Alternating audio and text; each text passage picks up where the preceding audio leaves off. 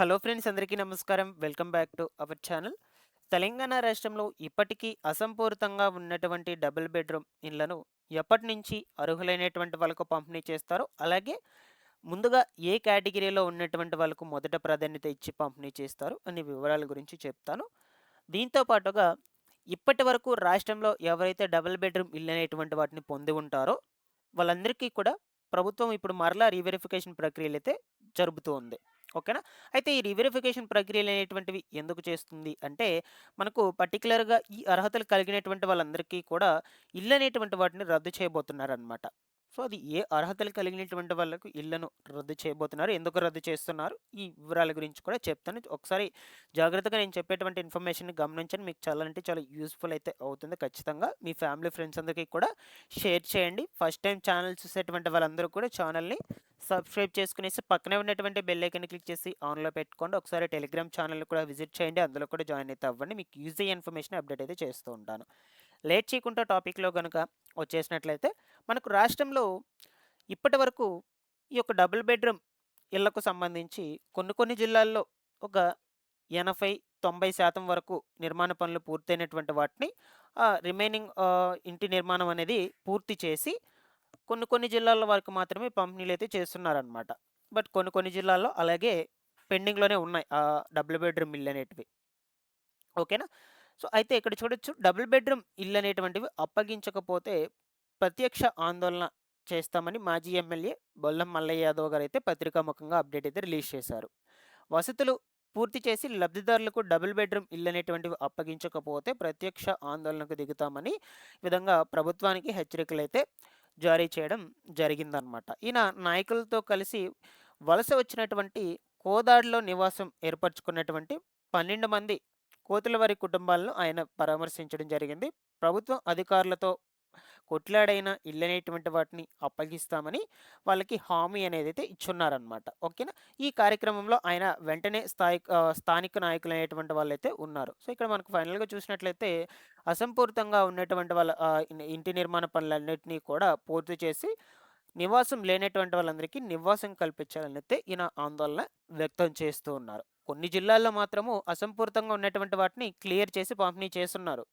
But కొన్ని కొన్ని జిల్లాల్లో ఇంకా ఈ నిర్మాణ పనులనేటువంటివి చాలా అంటే చాలా స్లోగా జరగడం వల్ల పనులు పూర్తి కాకపోవడం వల్ల పంపిణీ చేయలేకపోతున్నారు. ఇక్కడ చూడొచ్చు, ఫర్ ఎగ్జాంపుల్‌గా మనకు ఆల్రెడీ ఈ మంత్‌లో పంపిణీ చేశారనమాట. ఓకేనా? ఈ మంతు 9దో తారీఖునైతే కొన్ని జిల్లాల్లో దాదాపుగా మనకు ఇళ్ళనేటువంటి వాటిని 633 మందికి డబుల్ బెడ్‌రూమ్ ఇళ్ళనేటివి పూర్తయిన వాటి వరకైతే పంపిణీ చేస్తున్నారు. ఇలాగా కొన్ని జిల్లాల్లో మాత్రము ఈ డబుల్ బెడ్‌రూమ్ ఇళ్ల పట్టాలు అనేటువంటివి జారీ చేసి వాళ్ళకి ఇల్లు అప్పచెప్పడం జరిగింది. కొన్ని జిల్లాల్లో అసంపూర్తంగా ఉన్నటువంటి జిల్లాల్లో మాత్రం ఇంకా పనులనేటువంటివి కంప్లీట్ అవ్వకపోవడం వల్ల ఈ కారణం చేత పంపిణీ చేయలేదు. సో, మీ జిల్లాలో, మీ మండలంలో, మీ గ్రామంలో మీకు ఇల్లనేది ఇచ్చారా లేదా? లేదా ఇంకా ఇవ్వలేదా? పెండింగ్‌లోనే ఉన్నాయా? అనే విషయాల గురించి కామెంట్ సెక్షన్‌లో పెట్టండి. సో, మీ యొక్క డిస్ట్రిక్ట్‌కి సంబంధించి ముందు ముందు రోజుల్లో అప్డేట్ వచ్చినట్లయితే మీకు ఎప్పటికప్పుడు మన ఛానల్ నుంచి అయితే ఇన్ఫార్మ్ చేస్తూనే ఉంటాను. తప్పకుండా ఛానల్‌ని రెగ్యులర్‌గా ఫాలో అప్ చేస్తున్నాను గైస్. సో, నాకు తెలిసి మాక్సిమం రిమైనింగ్ డిస్ట్రిక్ట్స్‌లో వాళ్ళందరికీ కూడా ఏప్రిల్ నెల లోపల కొంచెం కొంచెంగా ఉన్నటువంటి నిర్మాణాలన్నిటిని కూడా పూర్తి చేసి అర్హులైనటువంటి వాళ్ళందరికీ కూడా ఈ డబుల్ బెడ్‌రూమ్ ఇల్లు అనేటువంటి వాటిని పంపిణీ చేస్తారు. సో, మనకు ఏప్రిల్ నెలలోనే ఇందిరమ్మ ఇళ్ళకు సంబంధించి రెండో విడత పంపిణీ కూడా మొదలవబోతుంది. ఆ లోపలే ఈ డబుల్ బెడ్‌రూమ్ ఇల్లు అనేటువంటి వాటిని కూడా పంపిణీ చేస్తారు. మొదటి ప్రాధాన్యత ఎవరికి ఇస్తారంటే L2 కేటగిరీలో ఉన్నటువంటి వాళ్ళకైతే ఇస్తున్నారండి. ఎందుకంటే L2 కేటగిరీలో చాలామంది కూడా అర్హులు ఉన్నందువల్ల వీళ్ళందరికీ కూడా ఈ యొక్క డబుల్ బెడ్‌రూమ్ ఇల్లు అనేటువంటి సగం వరకైతే పంపిణీ చేయడము, అలాగే మిగిలినటువంటి వాళ్ళకి ఇందిరమ్మ ఇల్లు అనేటువంటి వాటిని పంపిణీ చేసే దిశగా అయితే చూస్తూ ఉన్నారు. మీరు ఏ కేటగిరీలో ఉన్నారు అనే విషయం ఎలా తెలుసుకోవాలి అనుకుంటే, ఇది ఇందిరమ్మ ఇల్లు వెబ్‌సైట్ అనమాట. వెబ్‌సైట్‌లోకొచ్చేసి అప్లికేషన్ సెర్చ్ అనే ఆప్షన్ మీద క్లిక్ చేసి ఆధార్ నంబర్‌లోకెళ్ళి ఆధార్ నంబర్ ఎంటర్ చేసుకొని సెర్చ్ అనే ఆప్షన్ మీద క్లిక్ చేసినట్లయితే మీకు స్టేటస్ అది చూపించేస్తుంది. మీ స్టేటస్. ఆ స్టేటస్‌లో మీకు అక్కడ ఏ కేటగిరీలో ఉన్నారో క్లియర్‌గా చూపిస్తుందనమాట. ఇది ప్రాసెస్. ఒకసారి మీరు కూడా చెక్ చేసుకోండి కావాలి అనుకుంటే. ఓకేనా? ఇలాగా మనకు ఇందిరమ్మ ఇళ్ళకు సంబంధించి అప్డేట్ అనేది ఉంది. అండ్ దీంతో పాటుగా డబుల్ బెడ్‌రూమ్ ఇళ్ళకు సంబంధించిన అప్డేట్ కూడా ఉంది.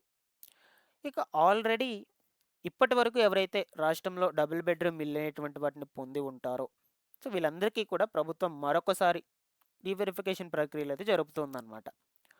సో, ఎందుకు జరుపుతుంది అంటే, మనకు వాళ్ళ యొక్క ఫ్యామిలీలో ఎవరి పేరు మీద అయినా సరే 4 వీలర్ కానీ, 4 చక్రాల వాహనం కానీ, ఈ యొక్క కారు, లారీ, సో ట్రాక్టరు ఈ విధంగా ఎవరైనా కలిగి ఉన్నట్లయితే వాళ్ళందరికీ కూడా ఇల్లు అనేటువంటి వాటిని రద్దు చేసేస్తున్నారనమాట. ఇంటి పట్టాలను రద్దు చేసేస్తున్నారు.